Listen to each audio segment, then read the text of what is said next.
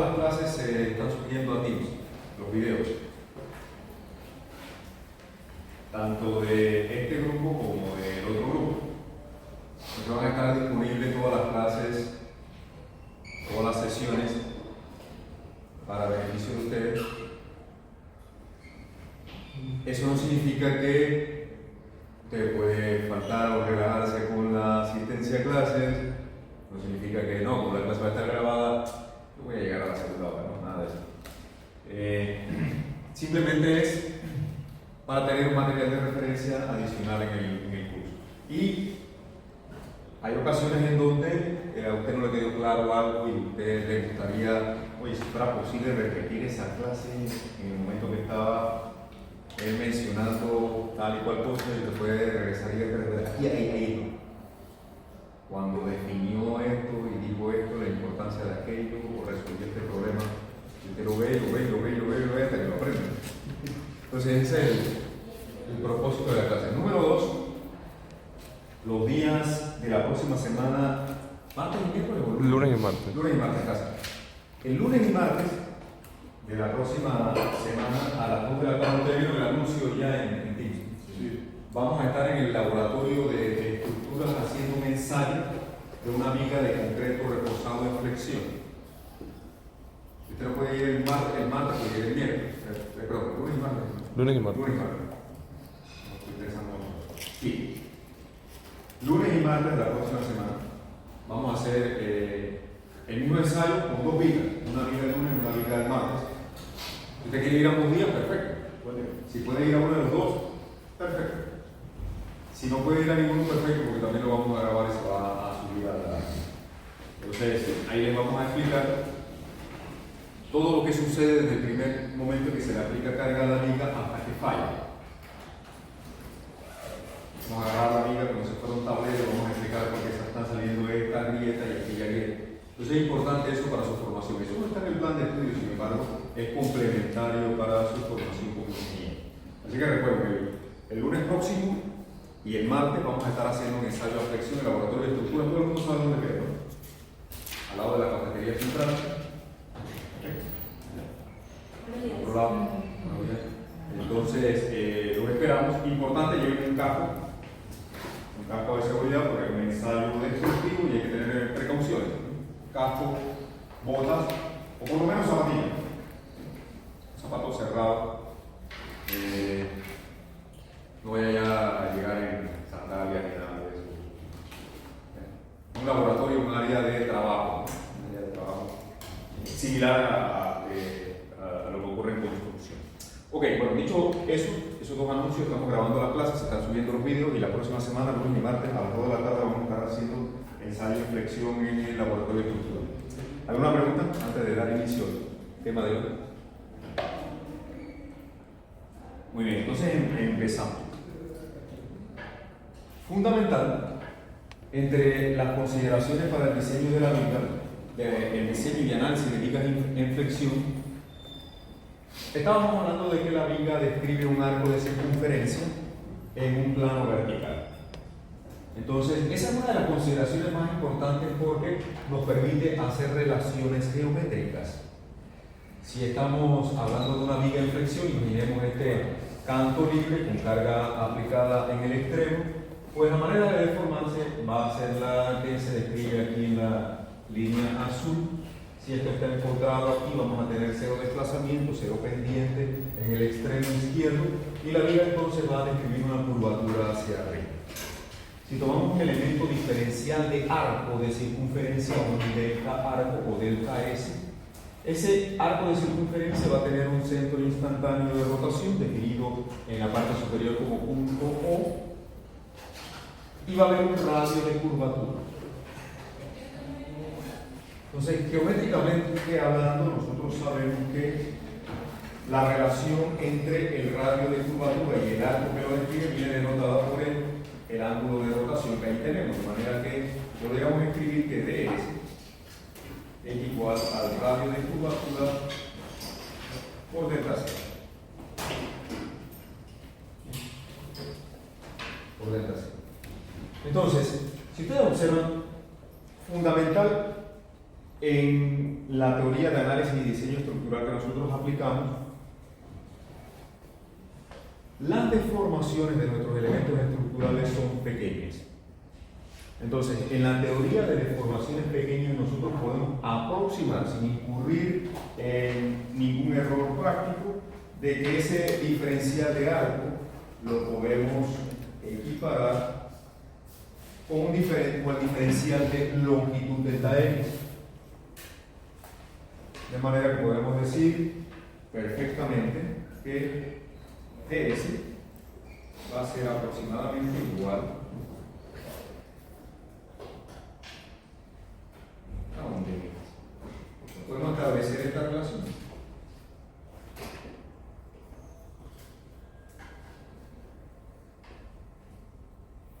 Entonces, al decir eso, ya nosotros podemos establecer una relación entre rotaciones, radio de curvatura y la variable de longitud o el eje longitudinal de la vía.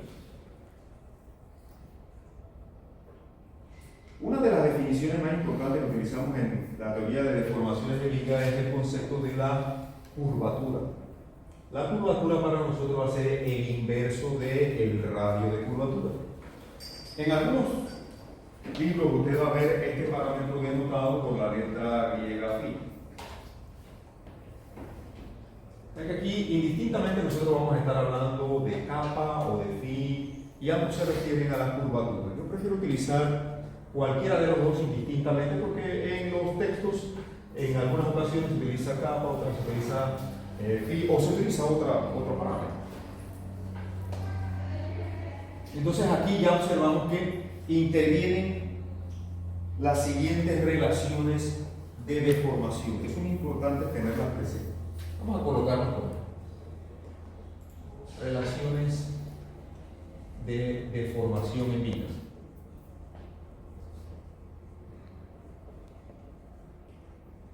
Vamos a estar hablando de rotaciones. Vamos a hablar también de, como ustedes observan ahí, de curvatura.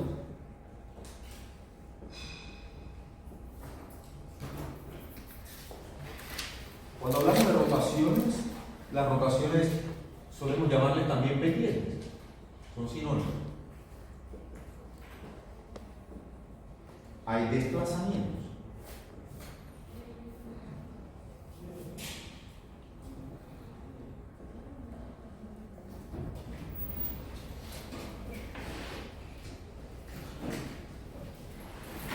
Y todas son medidas de deformación. Rotaciones, curvaturas, desplazamientos, y ellos guardan relaciones entre sí. A los desplazamientos en la teoría de vigas solemos llamarle T flexibles.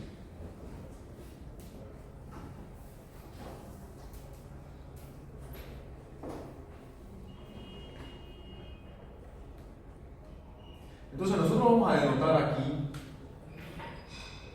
a las rotaciones con la letra Z. La curvatura vamos a utilizar ya sea kappa o phi, lo mismo.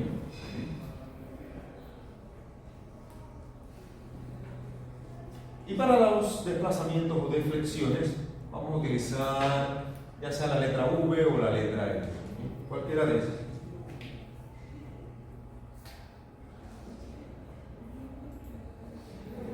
Entonces, ellas están relacionadas, no son iguales, pero están relacionadas.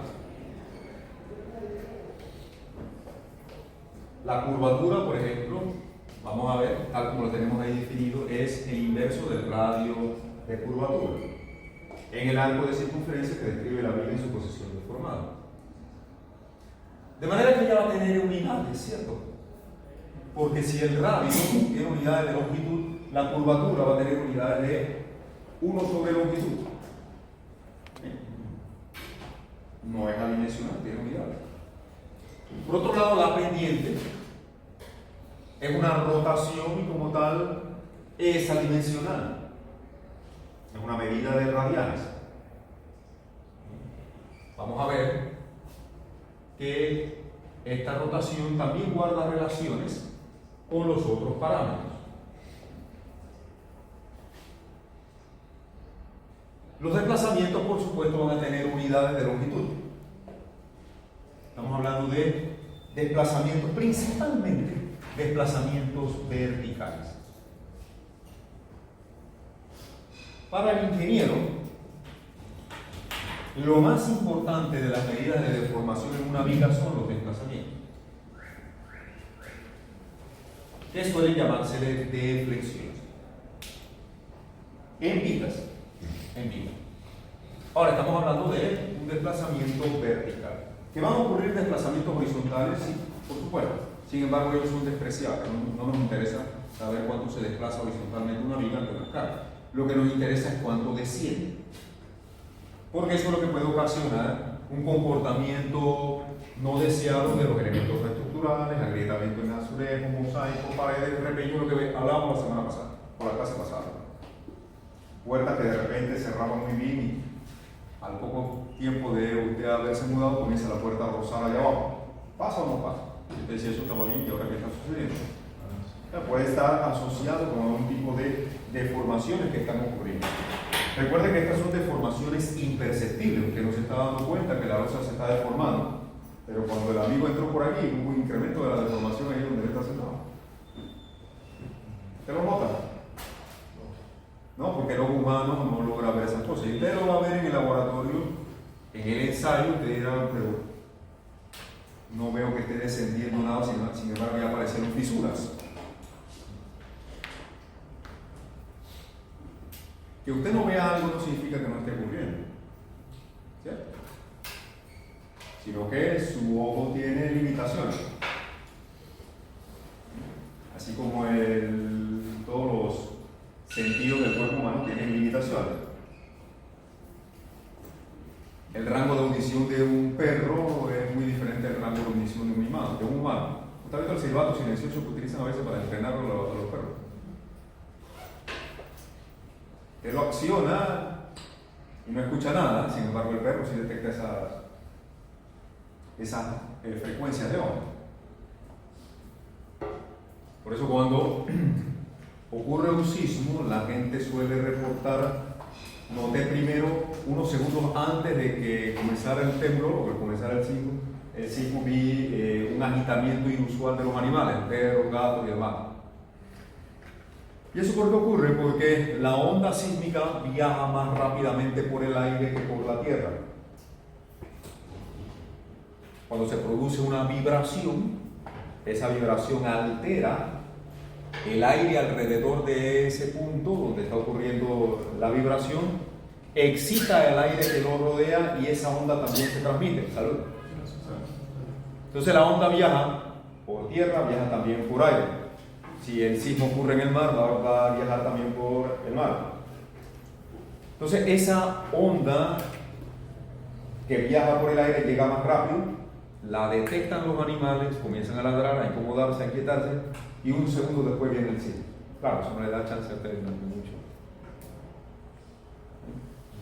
Pero son fenómenos que ocurren naturalmente. Entonces, si tomamos las ecuaciones y las reescribimos, aquí estamos nuevamente, el arco de circunferencia, radio de curvatura por el diferencial de rotación. Lo podemos reescribir también de esta manera, recordando que la curvatura es el inverso del radio de curvatura. Si yo puedo expresar esto, el delta S pasarlo para acá y el rho pasarlo al otro lado invertido. ¿Sí? Paso rho dividiendo y paso delta S hacia acá. Recordando que nuestro ds también yo lo puedo expresar como dx, ¿no? Así que aquí voy a tener una relación que la voy a escribir acá también,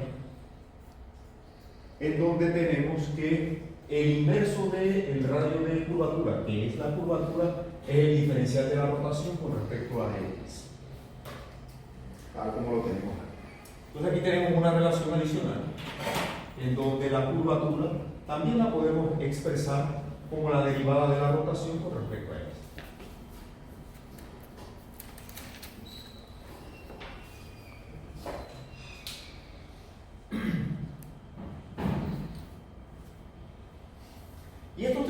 desde cálculo, desde su curso de cálculo, cómo usted calculaba el máximo o el mínimo de una función. ¿Qué hacía? ¿Por qué derivaba?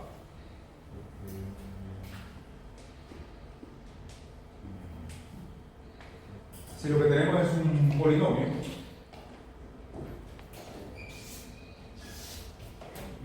que va haciendo esto, y a mí me interesa, esto simplemente para que vean que lo que estamos manejando son conceptos que ya usted conoce.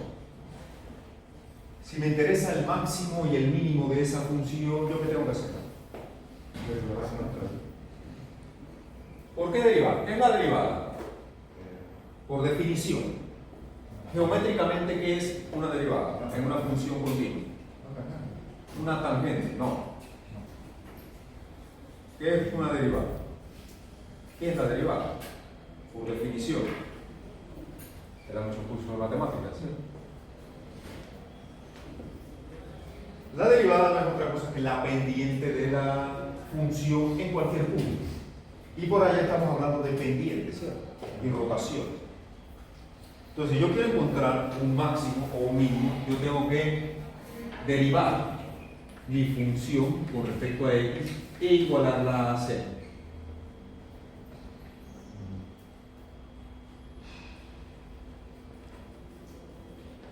¿Cómo sé que he encontrado un máximo o un mínimo? Porque aquí también, si yo derivo mi función con respecto a x y igual a 0, voy a encontrar este punto.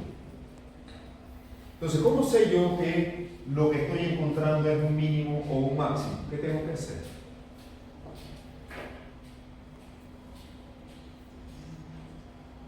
Necesito aplicar una segunda derivada. La segunda derivada con respecto a x, si es negativa, entonces he encontrado un máximo.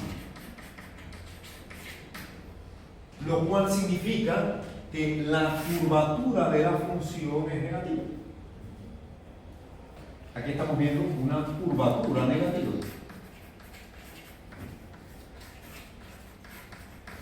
Curvatura negativa produce un máximo de la función. Por otro lado, si aquí sacamos una segunda derivada y esa segunda derivada produce un signo positivo, nuestra curvatura va a ser positiva. Curvatura positiva.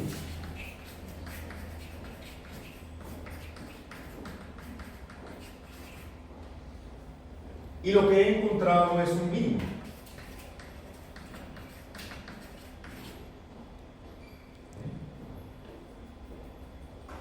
Entonces nosotros vamos a tener curvaturas con signo. Aquí lo que tenemos es una función matemática que describe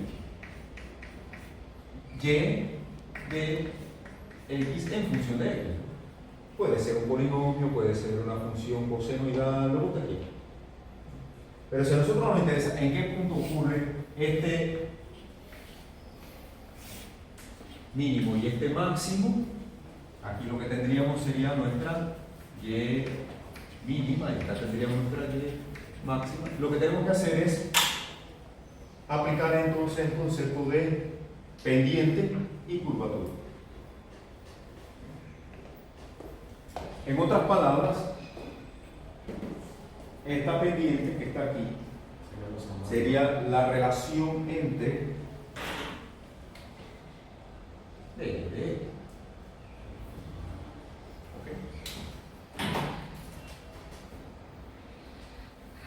la curvatura, por lo tanto, va a tener signo. Una curvatura positiva va a tener concavidad hacia arriba, una curvatura negativa va a tener concavidad hacia abajo.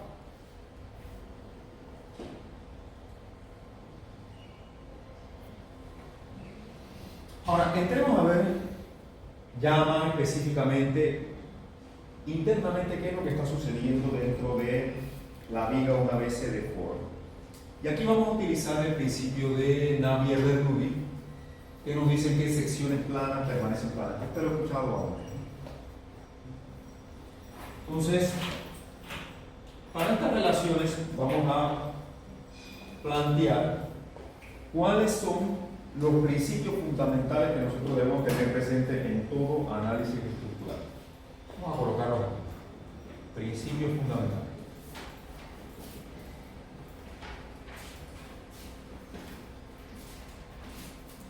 Número 1, equilibrio.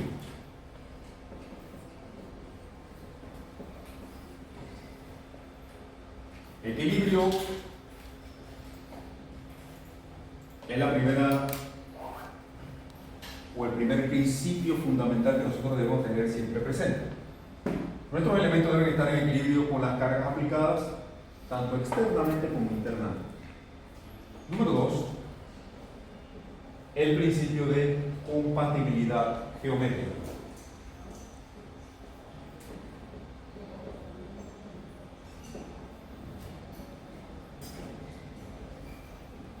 En este caso,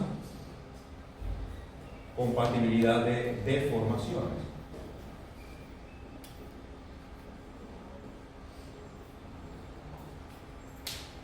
La compatibilidad geométrica en la teoría de vigas se traduce con el principio de secciones planas permanecen planas.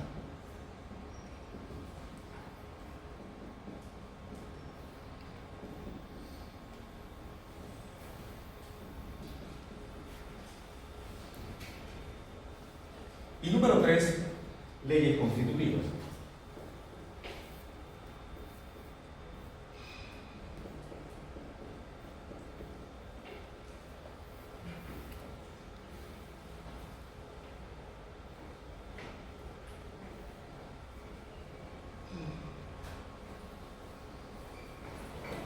La ley constitutiva que nosotros vamos a emplear por el momento es la ley de Hooke,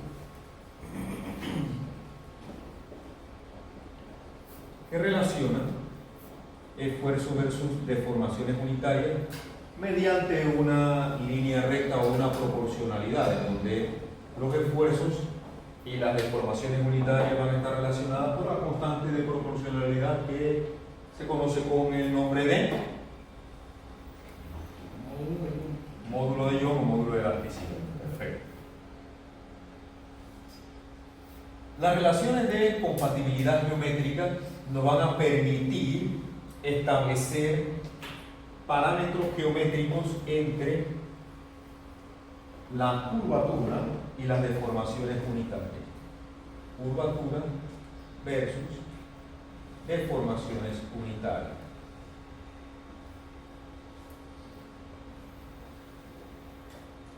Las deformaciones unitarias nos van a permitir encontrar esfuerzos. Y conocidos los esfuerzos, nosotros podemos aplicar equilibrio. Porque vamos a tener sumatoria de fuerzas iguales a 0, pero sabemos que fuerza, ¿cómo se define? Si esfuerzo es fuerza entre área, vamos a ver que fuerza será esfuerzo por área. ¿De acuerdo? Vamos a tener también ecuaciones de momento. Sumatoria de momento va a ser igual al momento flector, que podemos llamarle MZ, momento flector.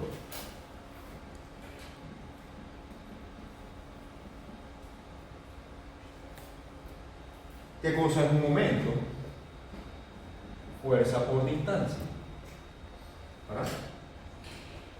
Y si yo tengo fuerza definida como esfuerzo, también en esta relación de equilibrio puedo plantear la ecuación de momento en función de los esfuerzos. ¿Ven todas las relaciones cómo se conjugan entre sí? Repito, la compatibilidad geométrica nos permite a nosotros establecer relaciones entre curvaturas y deformaciones unitarias. Ya lo vamos a ver enseguida. Con la ley de Hooke yo puedo transformar esas deformaciones unitarias en esfuerzo. Simplemente tengo que multiplicarlas por el módulo de la velocidad. Y una vez conocidos los esfuerzos, yo los puedo reemplazar en mis ecuaciones de equilibrio, sabiendo que la sumatoria de fuerzas para que el sistema esté en equilibrio debe ser igual a 0, donde fuerza es esfuerzo por área. Yo puedo reemplazar todo esto en un sistema sistema de ecuaciones y resolver mi análisis estructural. Estos son principios fundamentales del análisis y diseño estructural.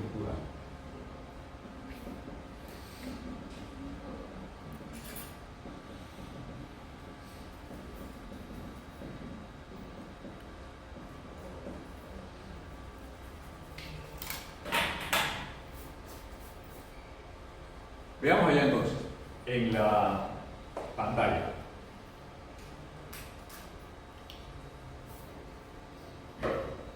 La imagen que tenemos a la izquierda presenta la viga en su condición no deformada. Y aquí estamos observando un tramo de viga, una sección de viga todavía sin deformar. Si yo vengo y dibujo unos ejes completamente verticales y dibujo mi eje neutro, se vería de esta manera. Si nosotros le aplicamos a nuestra viga un par de momentos, en este caso estaríamos aplicando flexión pura, recuerda lo que vimos en la clase anterior. Flexión pura, solamente el momento. La viga entonces se va a deformar describiendo un arco de circunferencia, que es la imagen a la derecha. Secciones planas permanecen planas, significa que si yo dibujo secciones transversales completamente planas, ellas van a permanecer planas una vez la viga se deforma. Ese es el principio de secciones planas permanecen planas. Una sección que originalmente era plana va a seguir siendo plana pero rotada. Originalmente está completamente vertical y ahora está rotada. Al rotar se encuentran esos radios en un centro instantáneo de rotación. Y si se cruzan en ese punto, yo puedo describir un arco de circunferencia y un radio de curvatura. ¿Me van siguiendo, cierto? Bien. Entonces, ahora mi delta X se acomoda formando un arco de circunferencia, tal como lo teníamos por acá arriba. Bien, tal como lo tenemos aquí. Entonces yo puedo establecer mi relación geométrica y decir que ρ por dz debe ser igual a dx, ¿cierto? Porque esa es la definición del arco de circunferencia. Si yo tengo una circunferencia, vamos a plantearlo así. Yo tengo aquí un centro, y aquí tengo radios. Este arco de circunferencia simplemente va a ser igual al producto del radio por el diferencial angular. Esta es una definición matemática. Esta es una definición matemática. Y lo que hemos señalado es que ese arco de circunferencia aproximadamente va a ser igual a mi diferencial de el eje longitudinal de la viga, de esta X.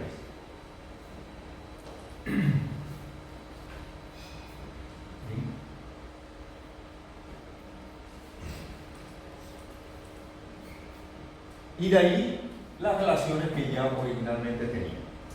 Ahora bien, a partir del eje neutro, yo voy a definir mi variable vertical como Y. Y va a estar medida desde el eje neutro hacia arriba o hacia abajo.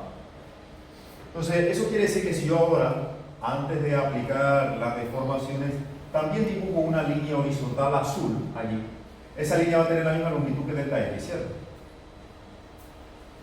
Pero una vez aplicamos los momentos, ahora vamos a tener un arco de circunferencia que aquí va a tener una longitud distinta a delta X. ¿Se ve? Porque está en otra posición. Es decir, que el radio de curvatura al punto de la línea azul no es ρ, es ρ menos Y. ¿Se ve? ¿Ok? Entonces, ahí es donde entra la compatibilidad geométrica o compatibilidad de deformaciones. Recordemos la definición de deformación unitaria. En el curso pasado ustedes aprendieron que la deformación unitaria, y estamos hablando en este sentido de una deformación longitudinal, por eso el subíndice X, una deformación unitaria horizontal, es el cambio de longitud con respecto a la longitud original. ¿Bien? Por eso la deformación unitaria, ¿qué unidades tiene? Es adimensional, porque longitud entre longitud se cancela. ¿Bien? Entonces, por definición, deformación unitaria es el cambio de longitud con respecto a la longitud original. Esto, en otras palabras, es una deformación, ¿cierto? Un cambio de longitud es una deformación. Entonces, deformación entre longitud original es la deformación unitaria. Ahora, cambio de longitud podríamos escribirlo también como la diferencia entre la longitud final y la longitud inicial. Ahora bien, nosotros podemos reemplazar todo esto de la siguiente manera. ¿Cuál es la longitud original que tiene ese elemento? Pues simplemente dx, ¿verdad? Entonces, podemos decir que L sub 0 es la longitud original de X. ¿Sí o no? Y también podemos decir que la longitud final que tiene este arco azul, ¿a qué va a ser igual? Vamos a verlo allí. Esta longitud, ¿a qué va a ser igual? Va a ser igual a ρ menos y por dz. Geometría. ¿Cuál es el radio aquí? Ρ menos y. Por dz me produce este arco. Y esto sería mi longitud final. ¿Me sigue? ¿Sí o no? Reemplacemos ese valor entonces allá abajo. Reemplacemos eso aquí.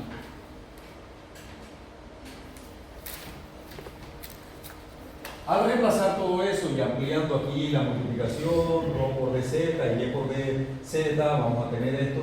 ρ por dz, recuerde que es, ρ por dz, ¿qué es? Dx, ¿verdad? ρ por dz es dx. ρ por dz es dx. Lo pongo ahí para que lo vean. ¿Sí o no? ¿Sí?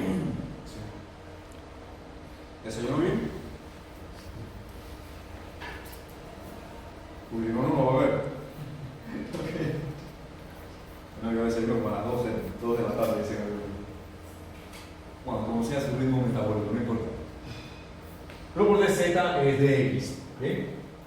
Y dx menos dx se cancelan. ¿Verdad?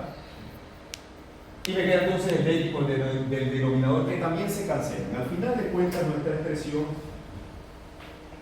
para la deformación unitaria, aquí la tenemos una vez simplificamos todo. Entonces observemos que acabamos de encontrar una relación aplicando solamente compatibilidad geométrica para la deformación unitaria en X. Es el negativo de la curvatura, que también le podemos llamar por Y.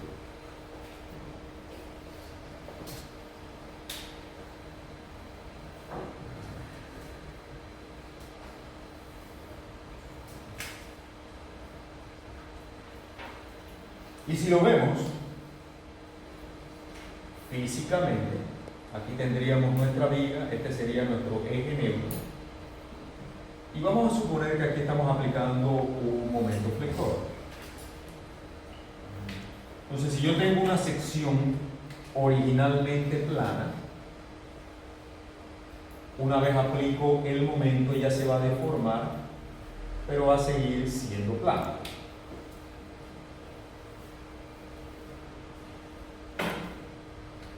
De manera que, si este es mi eje neutro, en el sentido longitudinal X, todas estas deformaciones que aquí vamos teniendo van a ser deformaciones unitarias en X. Entonces, observe que lo que rota la sección transversal es lo que conocemos como curvatura. Esta rotación aquí, la voy a llamar, es mi curvatura. Y si esta es la distancia y medida positiva hacia arriba y negativa hacia abajo, automáticamente observo que en este gráfico está esquematizada esta ecuación. En cualquier punto Y yo voy a tener mi deformación unitaria en X, que va a ser igual. Si ustedes observan, geométricamente hablando, yo puedo decir que la tangente de phi es epsilon x sobre y, ¿verdad?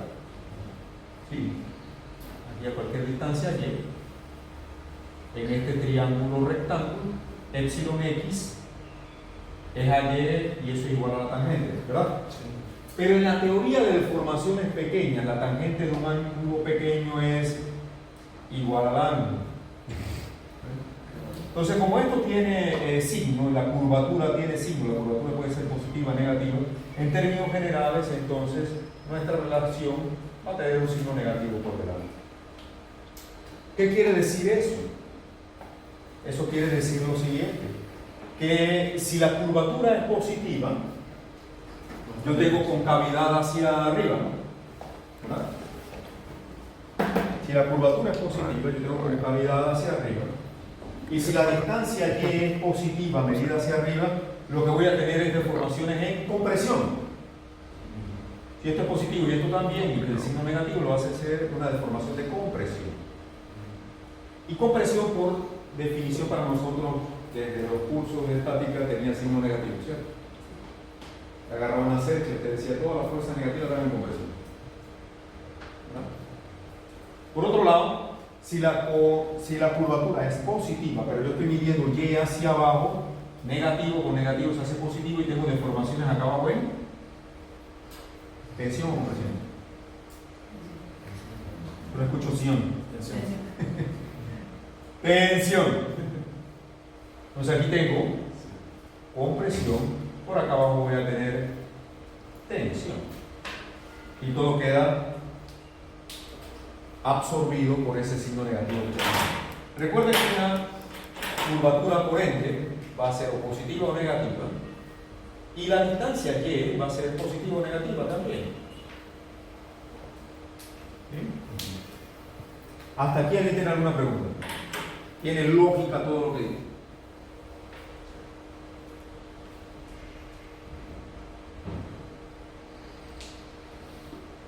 Fundamental que usted domine todo eso desde aquí.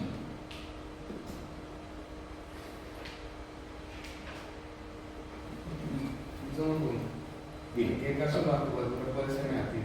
Cuando tienes una deflexión de un campo libre. Bien, lo que veíamos en la primera clase. Cuando tienes un campo libre que se deflecta hacia abajo, ahí tienes curvatura negativa.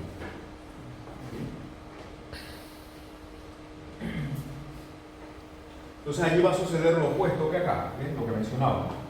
El canto libre va a tener curvatura negativa y Y lo puedo medir positivo o negativo. Entonces en un canto libre yo tengo tensión en las fibras superiores y compresión en las fibras inferiores.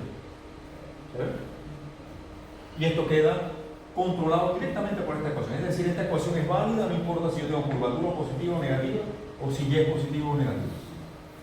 ¿Sí? Ok, de aquí se levanta o se cae su edificio. Si usted lo domina, se levanta. Si usted no lo domina, ni siquiera se levanta. ¿Okay?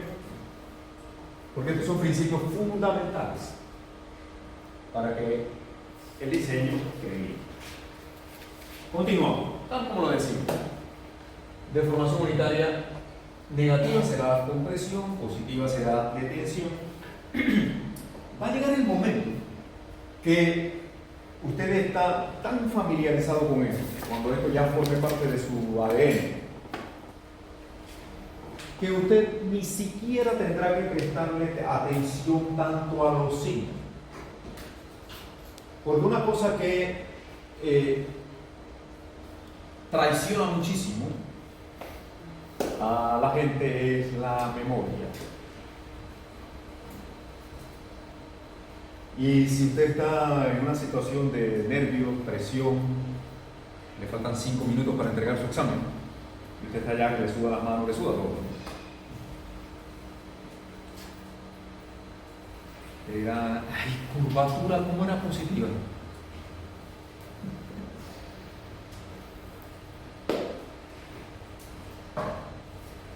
Yo tenía una profesora que nos dictaba clases aquí, que ella decía,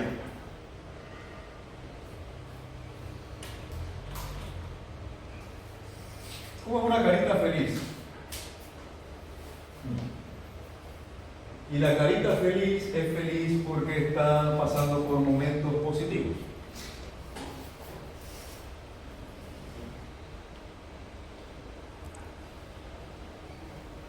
¿Cómo es una carita triste? La carita está triste porque está pasando por momentos negativos.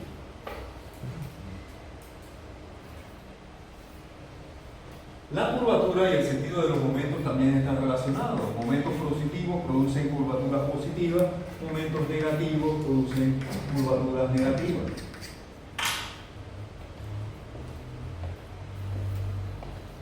Si eso le ayuda a recordarlo, pues bienvenido, ¿no?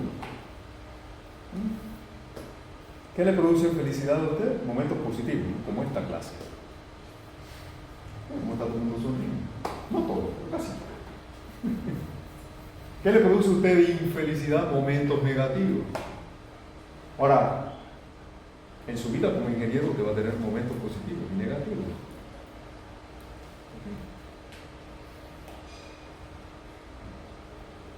¿Verdad?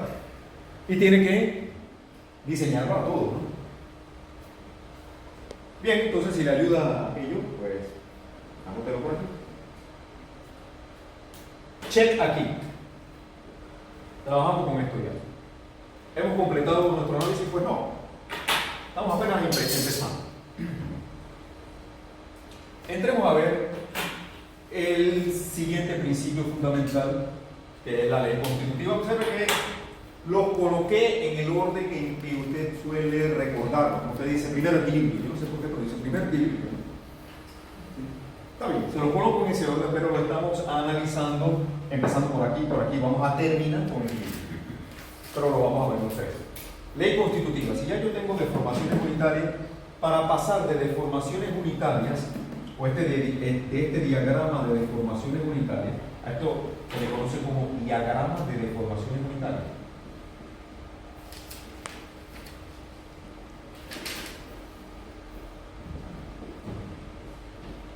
Dice la cantidad de conceptos que estamos manejando y estamos calentando, porque solamente llevamos unos cuantos minutos de clase. Yo puedo pasar del diagrama de deformaciones unitarias a un diagrama de esfuerzos aplicando leyes constitutivas. La ley constitutiva más sencilla y una de las más útiles en ingeniería es la ley de Hooke. Esfuerzo igual a deformaciones unitarias por el módulo de elasticidad. Proporcionalidad directa, tal como lo observamos aquí. Esta es la ecuación de una línea recta que parte por el origen. Usted le llama y a sigma y x a epsilon. Usted tiene aquí la ecuación de una línea recta. Y igual a mx más b. ¿Se acuerda de eso? Cuando b es 0, entonces usted nada más tiene mx. En este caso, m es el módulo de elasticidad, x es deformación unitaria y y es el esfuerzo. Entonces, lo único que yo tengo que hacer para introducir ahora mi ley constitutiva es agarrar este diagrama y multiplicarlo por el módulo de elasticidad. Y voy a tener entonces un diagrama de esfuerzo. Lo puedo poner aquí. Mi diagrama de esfuerzos ahora va a ser de esta manera. Aquí tendría automáticamente mi diagrama de esfuerzo, que resulta de tomar todas estas ordenadas y multiplicarlas por el módulo de elasticidad. Este sería nuestro diagrama de esfuerzo. Aquí estamos considerando no está dibujado de esa manera, pero lo vamos a completar. Estamos considerando que en el eje negativo también la proporcionalidad se mantiene. Es decir, que tanto los esfuerzos positivos de tensión como los de compresión mantienen la misma relación del modo de elasticidad por la deformación. Entonces, lo que yo tengo que hacer aquí es, para transformar esto a esfuerzo, es multiplicarlo por el modo de elasticidad. Y lo que tengo es esfuerzo, tal como lo tenemos aquí. Tal como lo tenemos.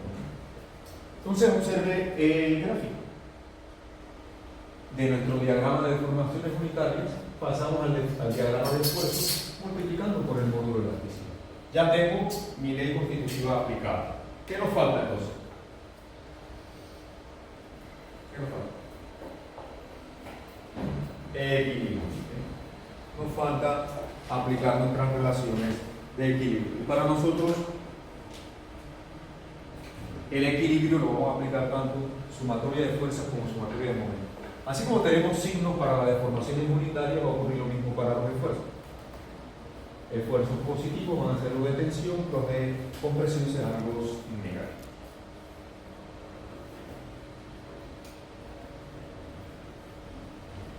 Aplicación del equilibrio. Sumatoria de fuerzas horizontales igual a 0 nos va a permitir encontrar la ubicación del eje neutro, y en la clase anterior alguien, cuando yo mencioné eje neutro, dijeron centroide.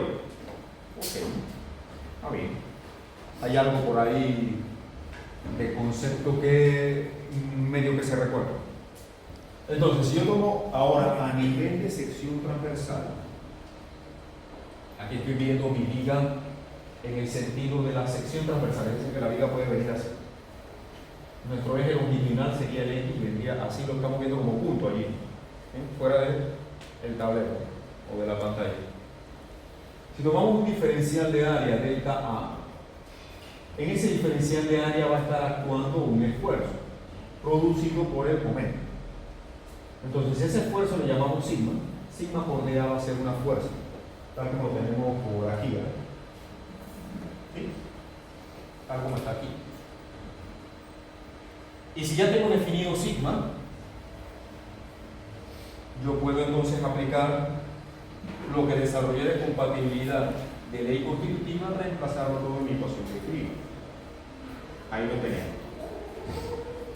Note la fórmula. Sigma por dA produciría, ¿qué cosa? Una fuerza, ¿no? Pero como el elemento es un diferencial de área, aquí en realidad lo que estamos viendo es un diferencial ¿de qué? De X. No. Si lo que tengo es un diferencial de área, ahí lo que estoy viendo es un diferencial de fuerza.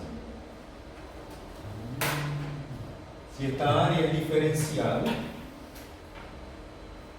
porque así fue como lo definí allá arriba, entonces yo lo que tengo es un diferencial de fuerza. ¿De dónde sacaste de X? De la posición de C. No.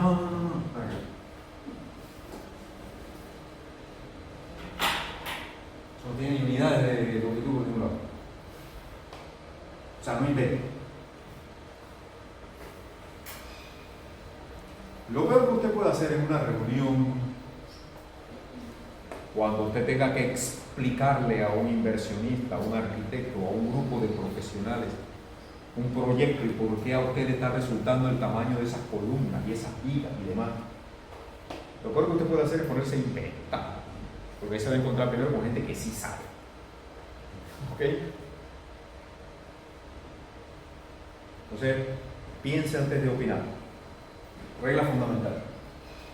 Diferencial de fuerza, obviamente, si yo tengo un diferencial de área. Bien, entonces, si reemplazamos lo que tenemos aquí como esfuerzo, lo reemplazo, el esfuerzo por su equivalente, y si quiero encontrar la fuerza total, observe que aquí estoy aplicando una sumatoria. Ahora usted sabe de matemática la diferencia entre esta sumatoria y esta sumatoria.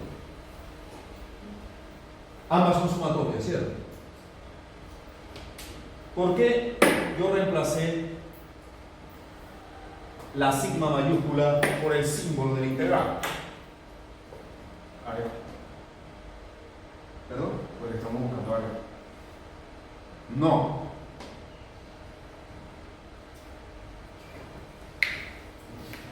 Este símbolo significa sumatoria discreta.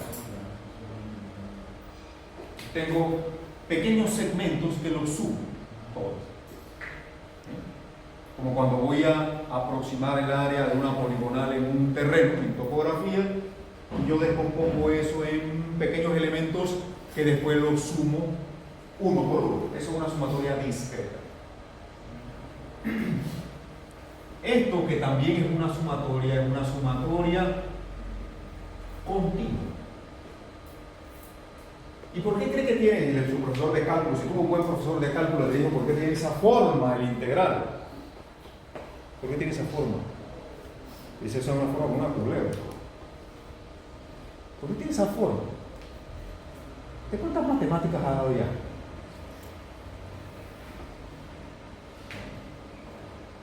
Y su primito, su sobrinito o alguien más chiquito que usted tenga en su familia lo ve dibujando esa pobre culebrita y él nada más sabe de álgebra por el momento. Y él le pregunta, ¿eso qué es? Una integral. Así, como si usted supiera también. Sí, porque al que estaba por allá abajo usted lo único, no hasta lo que haga Cotero, ¿no? Un integral. Vaya, busca tu Nintendo. Y dice, ¿por qué tiene esa forma así? Porque así lo hizo Leibniz o Newton, que inventaron el cálculo. Usted lo manda por allá. Y usted se queda pensando en su vida, ¿por qué será?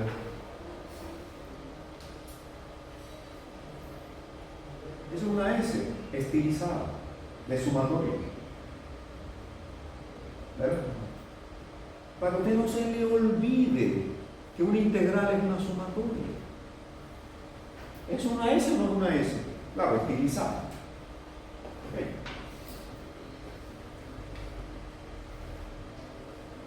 Qué malo curso de matemática, no, mentira. Usted no se acuerda, pero estoy seguro que su profesor de cálculo sí se lo dijo. Estoy 100% seguro. Pero esta sumatoria es continua. ¿Y por qué es continua? Porque yo tengo una función continua. Entonces, cuando la función es continua, la sumatoria se transforma en una sumatoria continua, que es la integral. Entonces, si yo quiero la fuerza total, tengo que integrar sobre toda el área. Fíjense el integral que está aquí. Ahora veamos, aquí tengo una función matemática.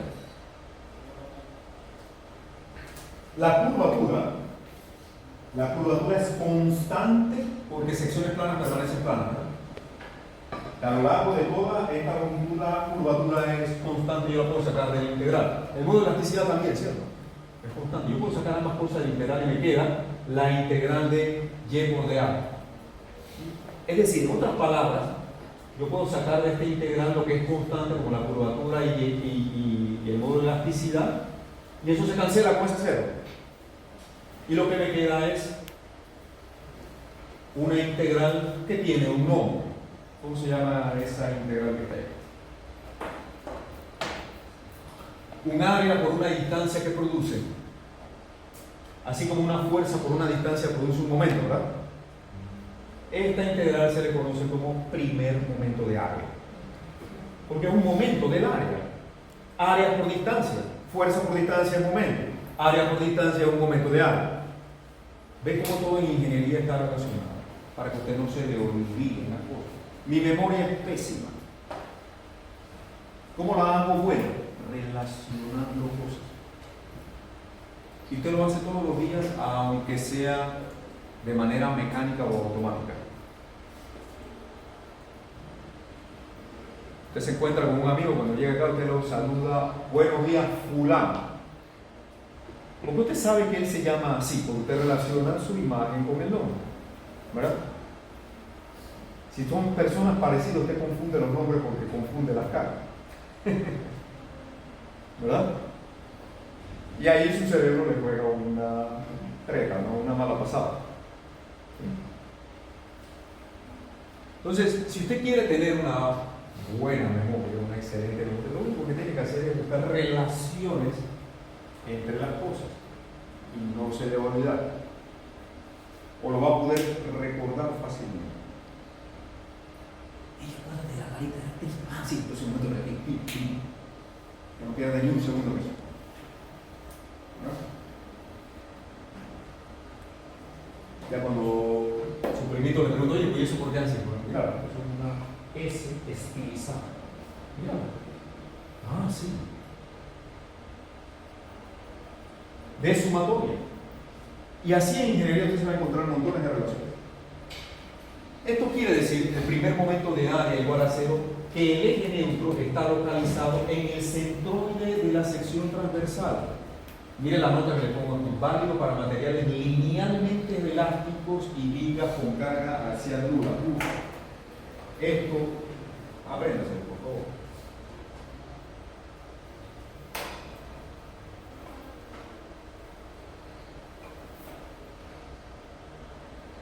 Bien.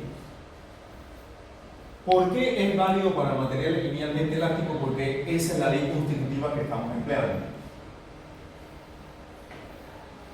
La ley de Hooke es útil para materiales linealmente elásticos. ¿Y por qué para elementos con carga axial nula?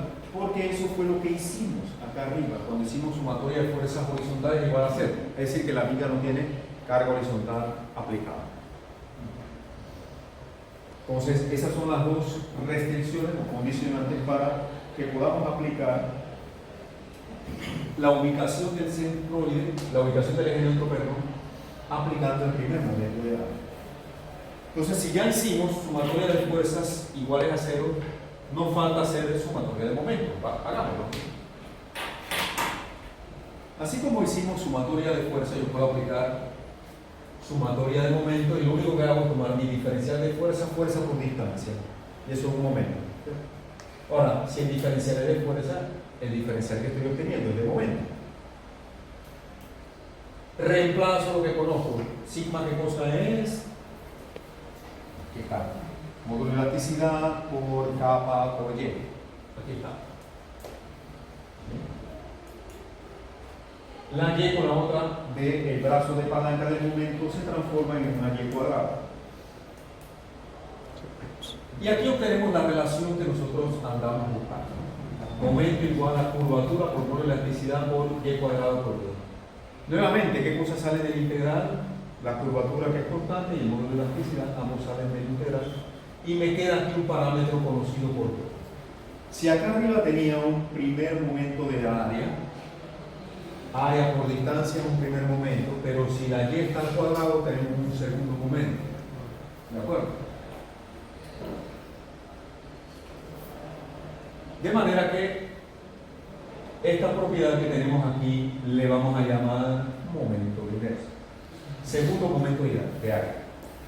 El nombre momento de inercia en realidad no es tan adecuado. Deberíamos llamarle segundo momento de área. Pero eso está como muy largo. Segundo momento de área. En 4 palabras. Nosotros usamos 2. Momento de inercia. 3. En realidad, el momento de inercia es un segundo momento de área. El momento de inercia es otra cosa. En dinámica. Pero aquí le vamos a llamar igual. Y aquí arribamos a esta relación donde el momento va a ser igual a la curvatura por el módulo de elasticidad por Y. Y esto no es más que la ley de Hooke en flexión.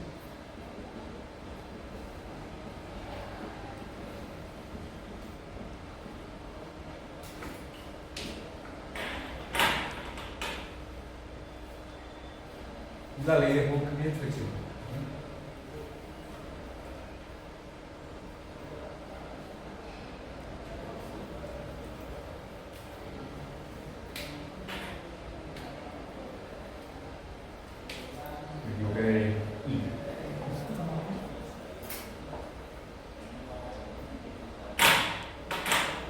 Y nuevamente aquí observamos nuestra relación en donde aparece la acción, que es el momento, aparece la respuesta. En este caso, la medida de deformación está dada por la curvatura. Y este parámetro viene a ser, ¿qué cosa una? Exactamente, las propiedades. Aquí hay múltiples propiedades. Estamos hablando del material, el módulo de elasticidad y la sección transversal. Esta es una propiedad. De hecho, esa propiedad se conoce como rigidez flexionante.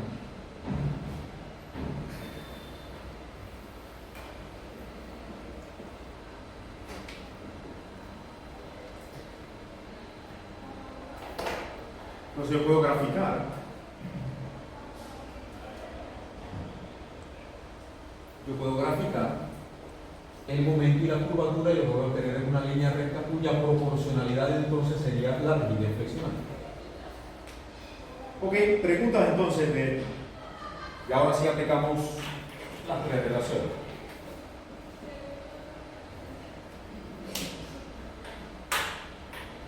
Como mencionaba hace un instante, los momentos positivos producirán curvaturas positivas Y lo mismo ocurrirá con los negativos. Yo puedo llevar esto entonces a establecer una relación entre esfuerzo y momento. Y tomo mi ecuación de esfuerzo y reemplazo lo que es la curvatura, ahí se cancelan los módulos de elasticidad y me queda la relación que utilizo para los esfuerzos en flexión.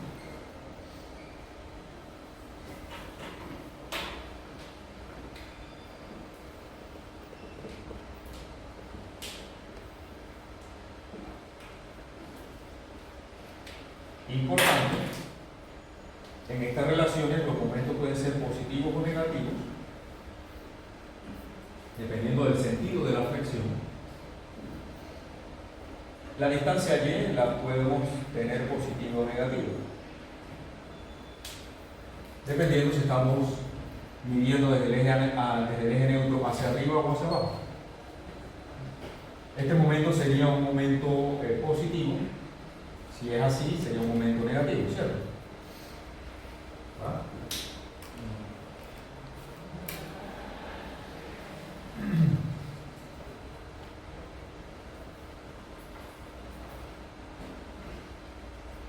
Como ingeniero nos interesan los máximos. Aquí el esfuerzo máximo se produciría, este sería nuestro esfuerzo máximo en compresión. Y aquí tendríamos nuestro esfuerzo máximo en tensión.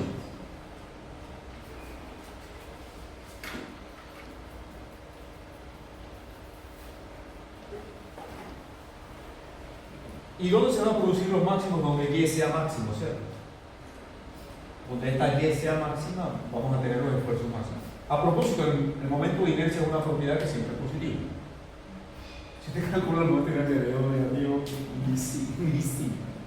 Okay. Y sí. Revisa lo que está pasando. Revisa lo que está pasando.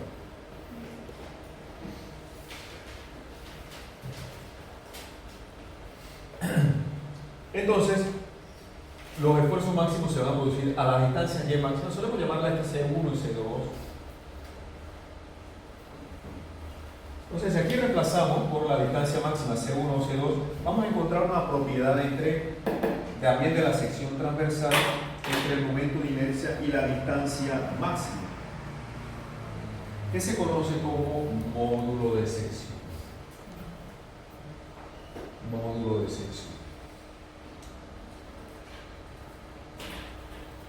¿Qué unidades tiene el módulo de sección? ¿Qué unidades tiene el momento de inercia?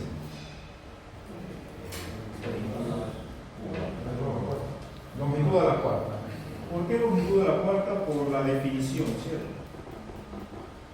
El área tiene unidades de longitud al cuadrado, Y al cuadrado es longitud al cuadrado, longitud al cuadrado, el momento de inercia tiene longitud a la cuarta, así de sencillo.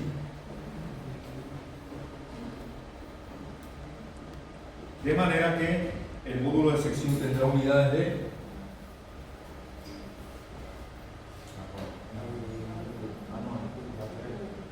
al cubo, porque la distancia C1 es longitud al cubo entre a la primera potencia, a la cuarta entre a la primera potencia. El módulo de la sección tiene unidades de longitud al cubo. Dimensionalmente hablando, él tiene unidades de longitud al cubo. Dimensionalmente hablando.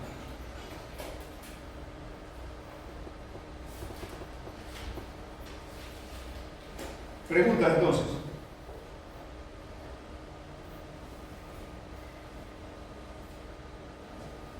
Bien, entonces entremos a ver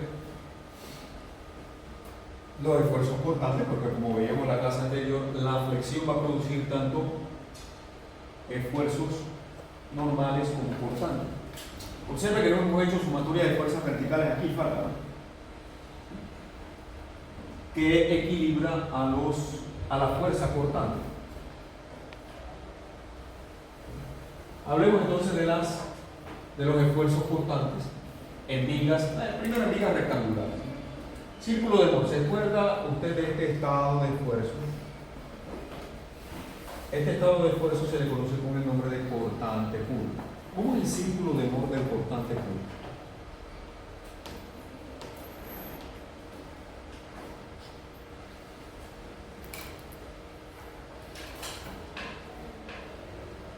¿Cómo es el círculo de Mohr del cortante puro?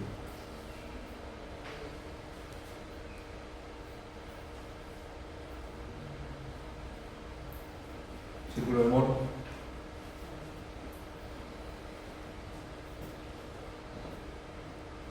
Lo vimos N veces.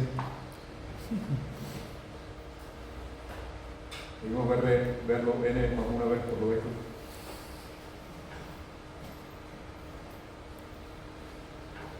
¿Cómo se concluye el círculo de Mohr de este estado de esfuerzo? Que no tiene esfuerzos normales.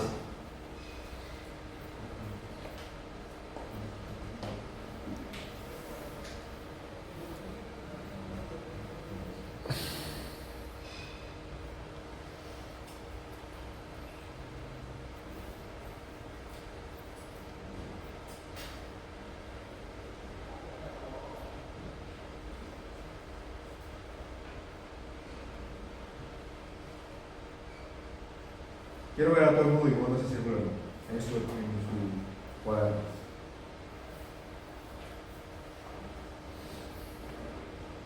Haga esto.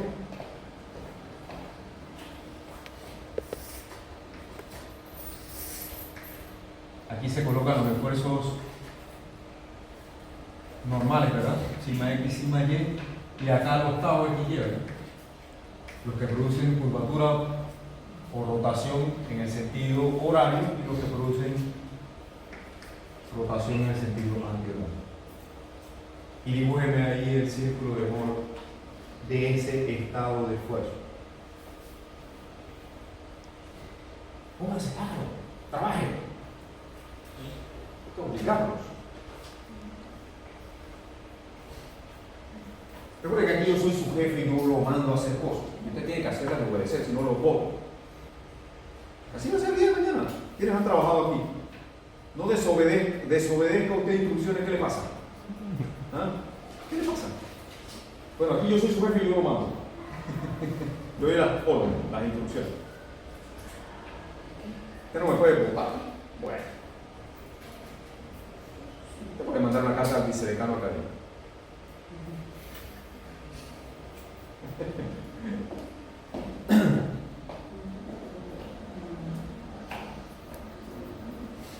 Ok, digo su círculo de Mohr.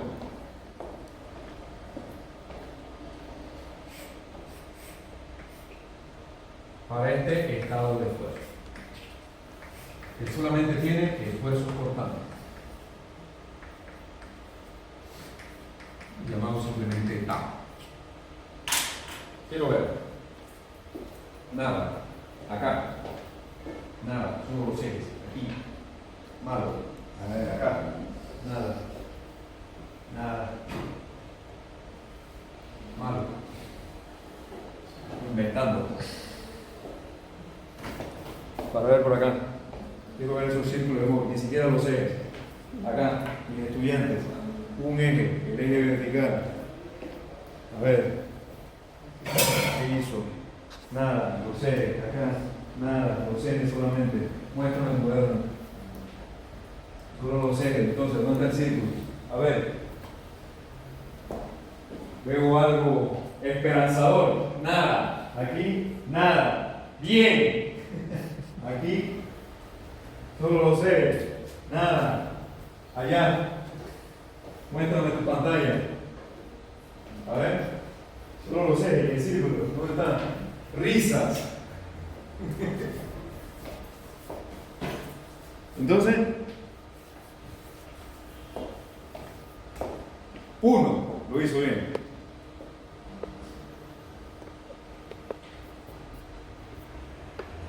Y ese es el círculo de Moore más sencillo. ¿Puedes explicarme en el tablero cómo lo hiciste?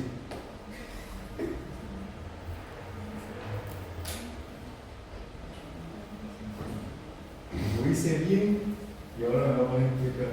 No hubiera hecho bien.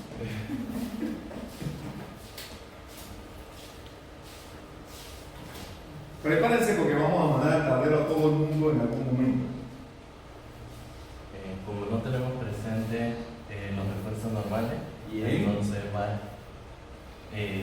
X va a ser 0. Ok. Entonces, como los cortantes valen lo mismo,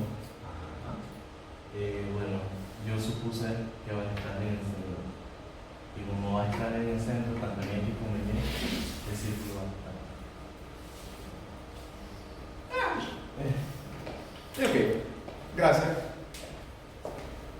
¿Entendieron?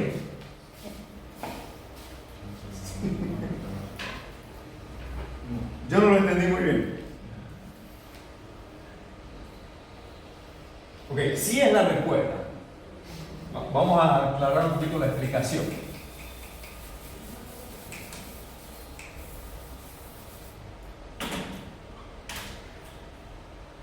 Uno de los conceptos más importantes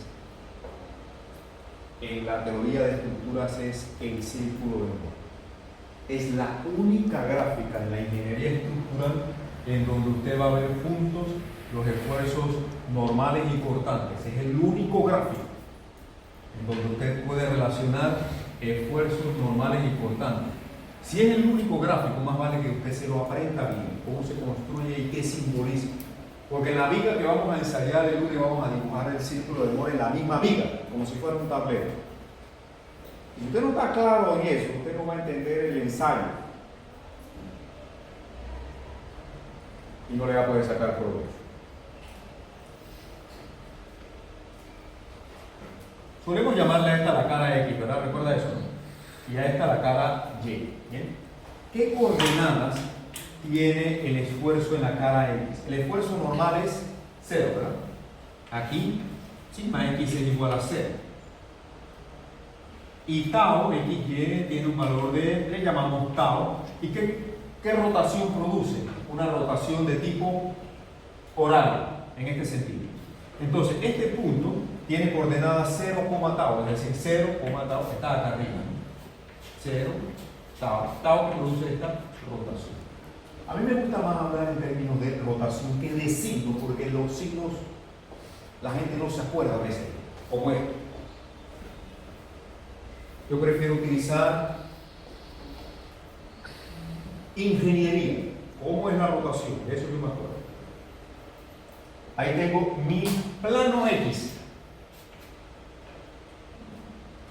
El plano Y, ¿qué coordenadas tiene? También tengo el esfuerzo sigma Y es igual a, ahí no tengo esfuerzo normal, ¿verdad?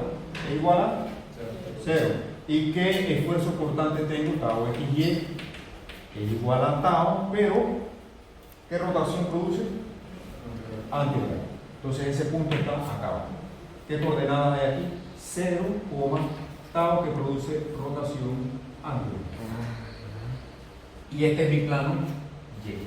Donde mi punto del plano X con mi punto del plano Y corta al eje horizontal y tengo el centro del círculo de Moore. Por ende, mi círculo de Moore en este caso está centrado en el origen.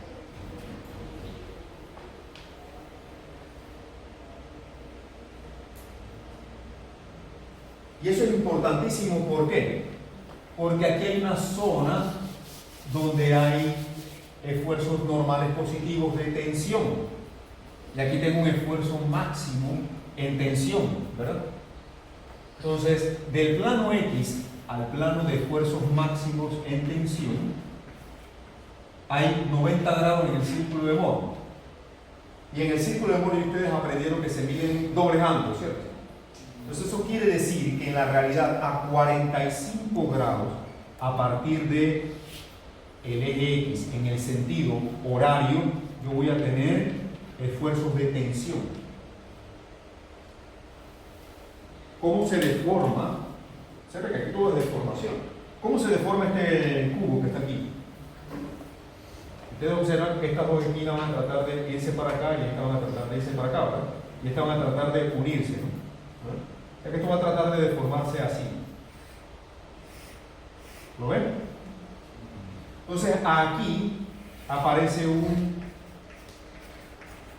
plano de esfuerzo en tensión. Por eso la viga de concreto, usted la va a ver que en cortante se va a agrietar a 45 grados. Porque este plano está a 45 grados. La explicación en el círculo de Mohr.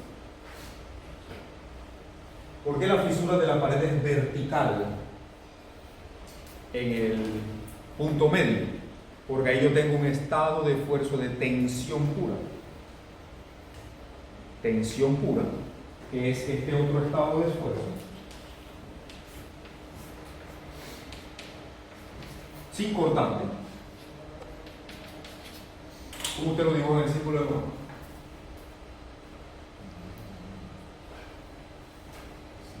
Esta cara tiene sigma, 0, porque no tengo cortante, ¿verdad? Y esta otra cara, ¿qué coordenadas tiene? 0,0. No tengo esfuerzo de ninguna de las dos clases. Entonces, este círculo de Mohr, lo vamos a dibujar aquí al lado, está así. ¿Sí o no? Y produce entonces agrietamiento completamente vertical. Como la fisura que usted tiene allá. Ahora, los que les encanta llevar la contraria me van a decir, profesor, no es tan vertical. Mira que por aquí se inclina un poco. Pero es bastante vertical. ¿Por qué no es perfectamente vertical? Porque esa pared no es perfecta por ningún lado. Tampoco lo es el que la construyó. Así como usted va a ver en la viga, que nosotros vamos a ensayar, que hay algunas variaciones, porque el concreto lleva cemento, arena, piedra, lleva refuerzo, y eso no es perfectamente homogéneo. Propiedades del material. ¿Qué tiene que ver? Es la misma relación que se nos dice, que acción, respuesta a la propiedad del material. Lo que quiero decir con eso es que al no ser la viga homogénea y yo tratar de acomodarle propiedades de homogeneidad, van a haber variaciones. ¿Bien? Es decir, que lo que nosotros hacemos siempre es una aproximación, pero una aproximación bastante útil. ¿Se comprende? Entonces, por favor, estudie el círculo de Mohr.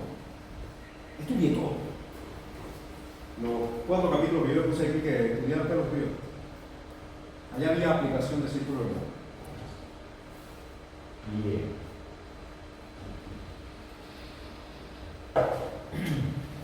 Cortante puro produce un círculo de Mohr centrado en el oído. Entonces, si nosotros hacemos nuevamente nuestro estado de deformaciones, de esfuerzo y deformaciones, perdón, en la viga de aplicar deformación nosotros vamos a tener igualito que en estático, usted tiene una fuerza cortante en un momento, usted se desplaza una cantidad de X y va a tener una variación tanto en el cortante como en el momento. Observe cómo lo denoto. El cortante más un incremento en el cortante, el momento más un incremento. Del lado izquierdo nosotros tenemos un momento y un cortante, y el momento va a producir este diagrama de esfuerzo. Compresión y tensión. Del otro lado también compresión y tensión producido por este momento más su incremento delta M. Le estoy llamando sigma 1 y sigma 2. Si yo corto aquí una distancia Y y hago un diagrama de cuerpo libre de esta porción de la vida, un diagrama de cuerpo libre de eso, obtendremos lo que aparece en el diagrama de la izquierda.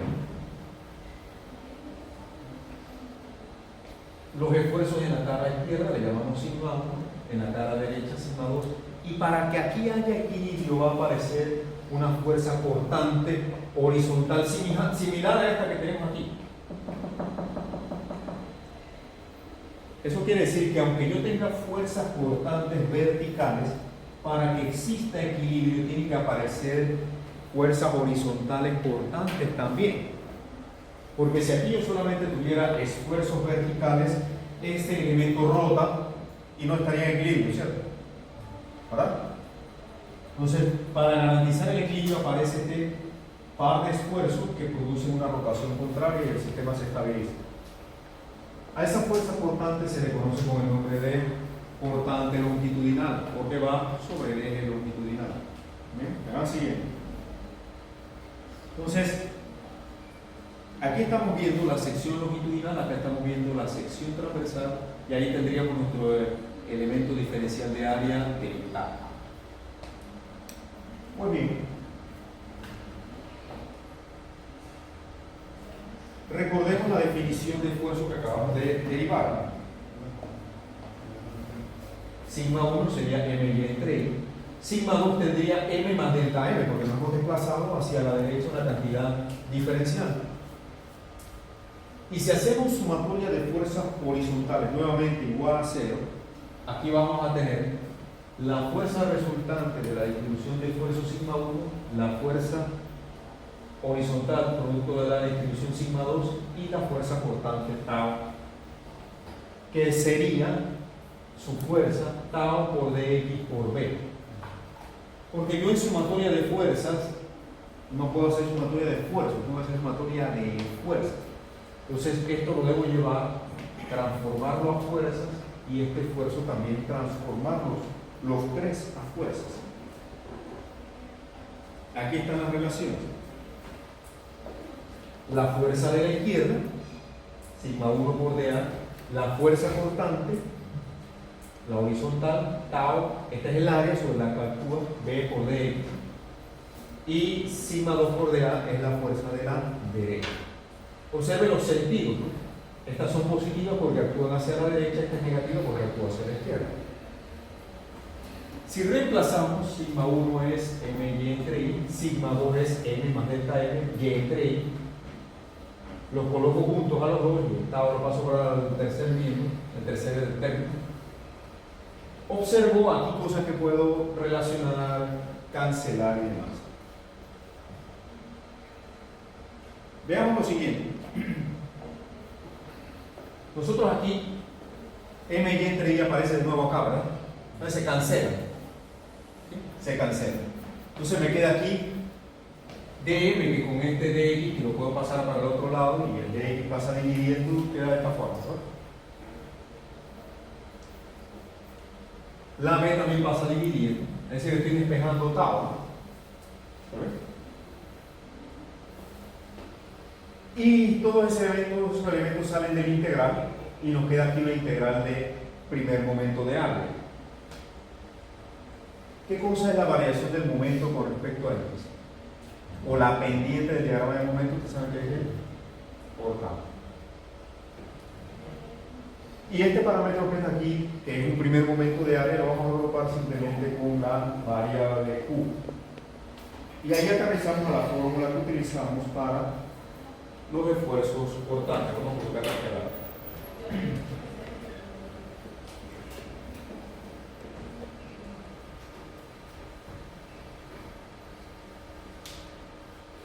Q viene a ser el primer momento del área con respecto al eje neutro, al nivel al cual el esfuerzo cortante es calculado.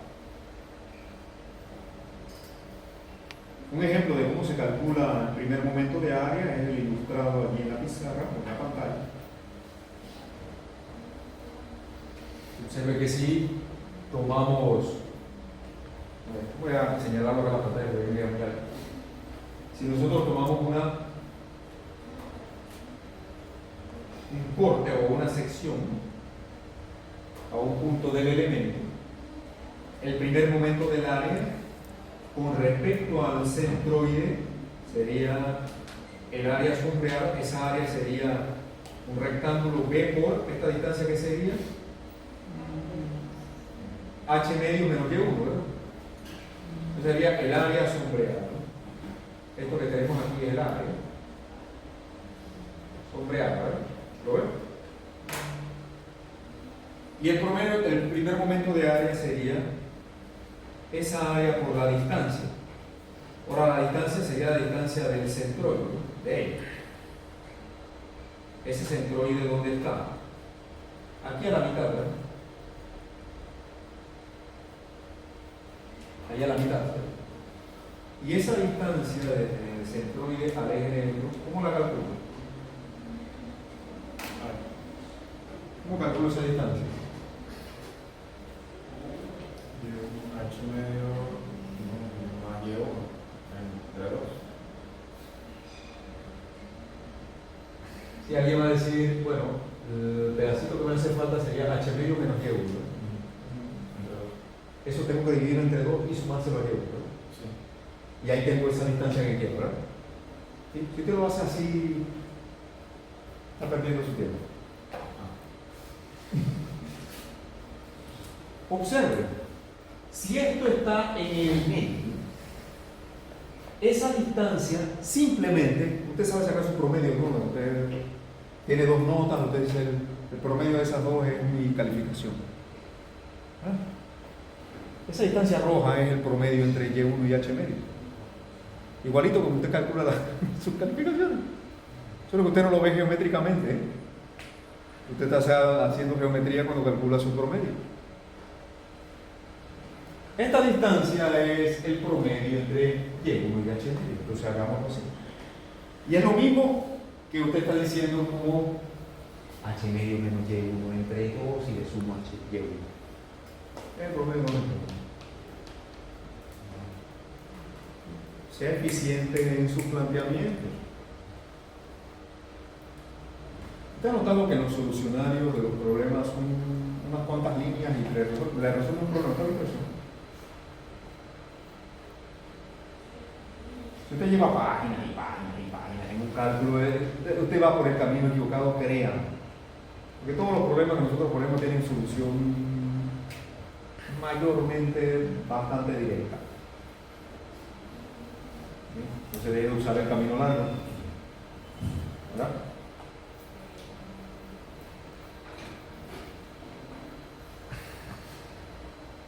Entonces, el promedio entre Y1 y Y2 es lo que usamos como el brazo aquí. Ahí está, promedio entre Y1 y H medio, ¿verdad? Este es el brazo, ¿no? La línea roja de allá, ¿no? El promedio entre Y1 y H medio. ¿Qué tenemos aquí en esos dos paréntesis? Productos notables. Secundaria, álgebra, básica. Desde que usted tiene 12 años lo usa. ¿Cómo se llama eso? Esto es una suma por diferencia y el resultado es una diferencia de cuadrados. ¿Verdad? Suma por diferencia y diferencia de cuadrados.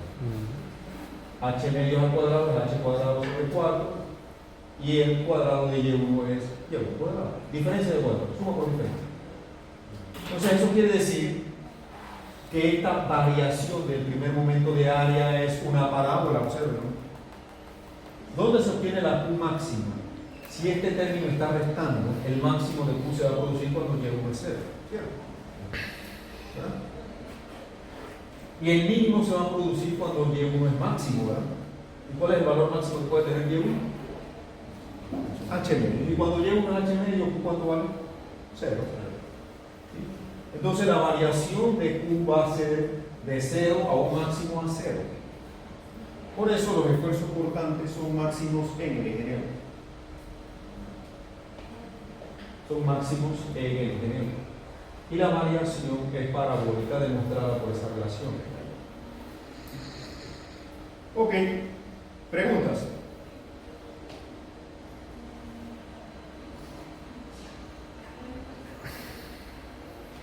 Ese caso siempre se va a presentar. El esfuerzo siempre va a ser máximo en el eje neutro.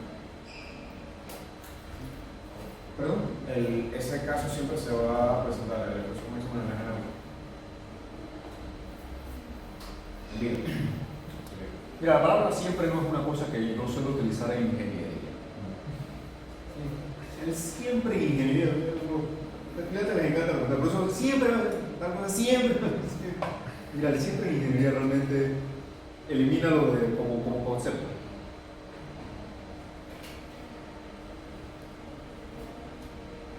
Siempre que se cumplan estas condiciones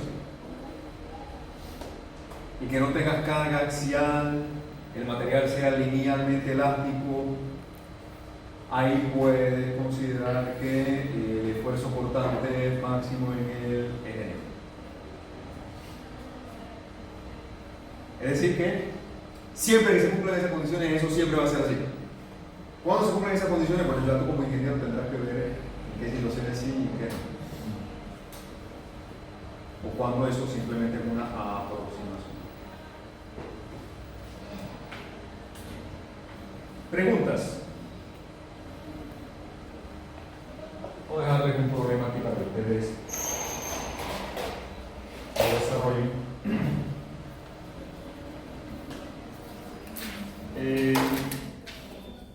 Cásatela.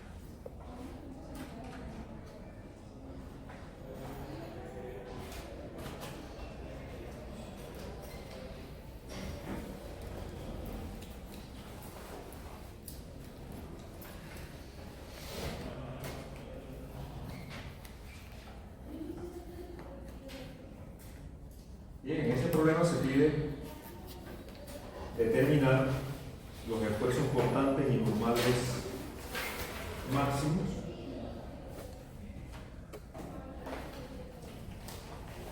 aplicando, por supuesto, equilibrio para encontrar diagramas de cortante, diagramas de momento y aplicando entonces estas relaciones. Allí está la sección transversal, es una amiga T.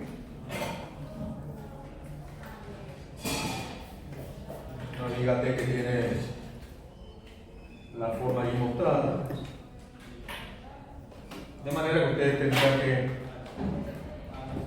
hacer un análisis de sección transversal para encontrar la ubicación del centroide el momento de inercia de esa T para poderla reemplazar en estas relaciones.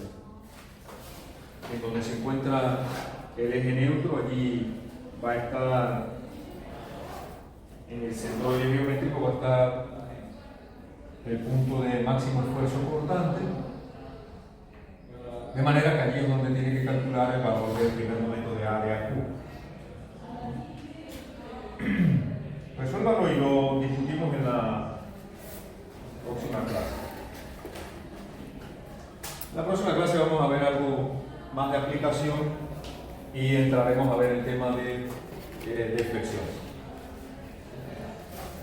¿Preguntas?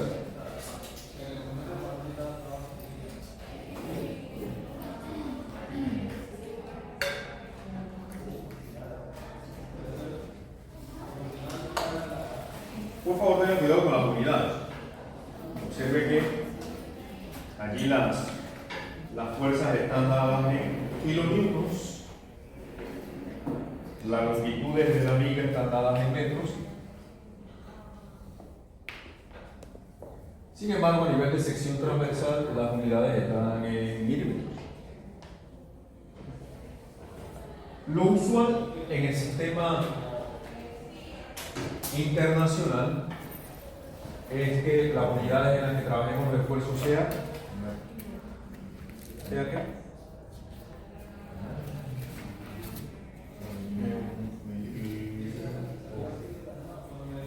¿Qué unidades solemos trabajar los esfuerzos en el sistema internacional?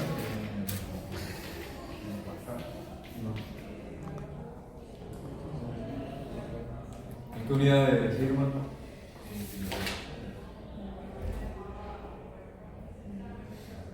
¿En? ¿Qué unidades tienen los esfuerzos?